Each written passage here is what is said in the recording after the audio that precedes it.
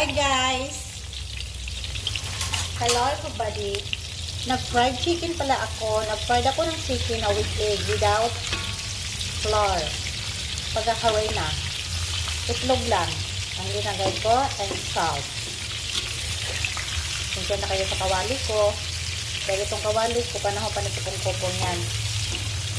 So, itlog siya. Kasama lang yung ay itlog. Yan.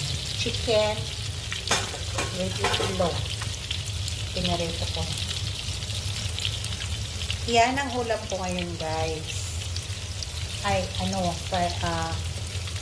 dinner ko. Kasi hindi ako nag-rice. So, yun.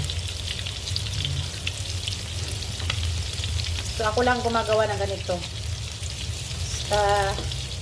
Yung iba, linalagyan muna ng harina, then itlog. Ako walang harina, itlog diretso.